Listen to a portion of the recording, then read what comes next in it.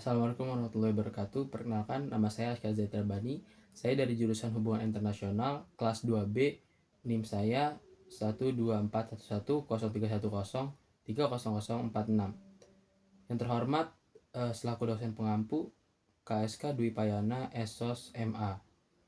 Kali ini saya akan memaparkan tugas resensi saya dari dua buku. Yang pertama, buku yang dikarang oleh Jackson RH dan Sorenson G. 2016. Berjudul Introduction to International Relations Theories and Approaches, Oxford University. Yang kedua, buku yang dikarang oleh Kaupi, MV, dan Viotti PR 2019. Berjudul International Relations Theory, Roman and Littlefield.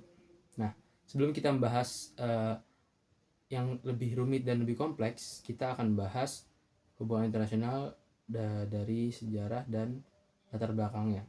Oke. Hubungan internasional atau HI adalah kajian tentang interaksi antara negara, kelompok, dan aktor lain dalam tatanan dunia yang saling terhubung.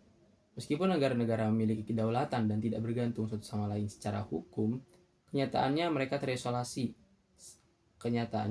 tidak terisolasi. Sebaliknya, negara-negara saling mempengaruhi, baik dalam bentuk keuntungan maupun kerugian. Oleh karena itu, negara berusaha mencari cara untuk hidup berdampingan dan berhubungan secara konstruktif satu dengan yang lainnya. Studi HI tidak hanya melibatkan hubungan antar negara, tetapi juga memperhatikan faktor internal seperti institusi politik, kelompok kepentingan, etika nasional, dan masih banyak lagi. Semua aktor ini menjadi bagian dari fenomena global yang dipelajari dalam studi HI.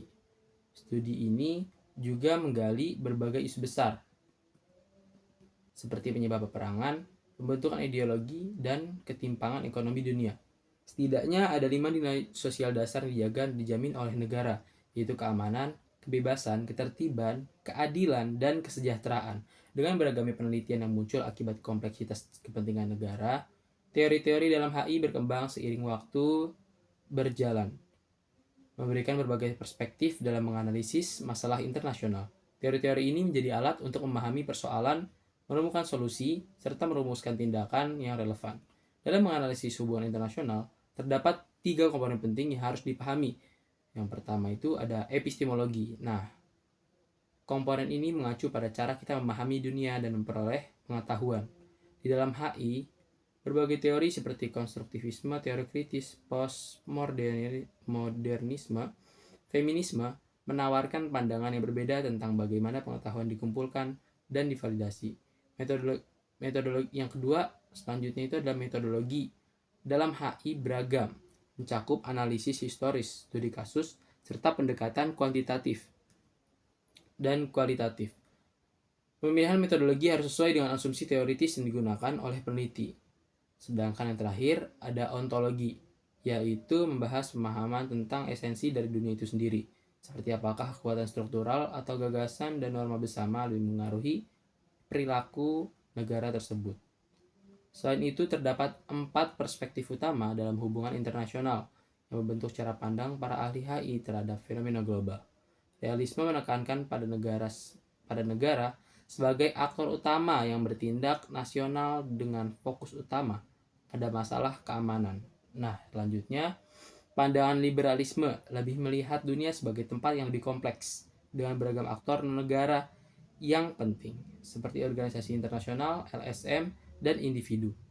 Selanjutnya ada pandangan strukturalisme, yaitu mengkaji interaksi antara faktor politik dan ekonomi dalam hubungan global.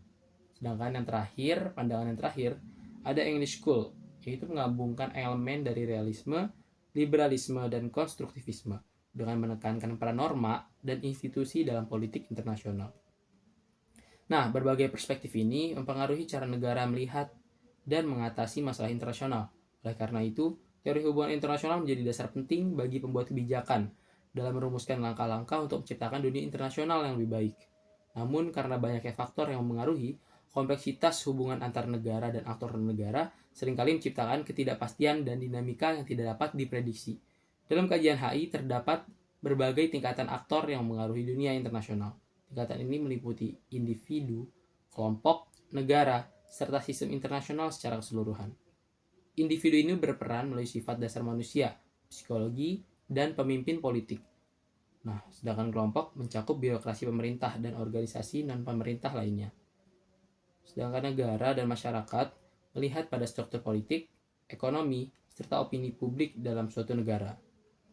Nah, sedangkan tingkatan yang internasional berkaitan dengan dinamika global seperti anarki, distribusi kekuatan, serta pola ekonomi, dan aliansi militer. Semua tingkatan ini saling memengaruhi dalam menciptakan hubungan internasional yang kompleks dan beragam.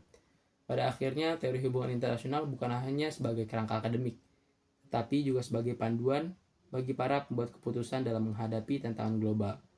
Kompleksitas hubungan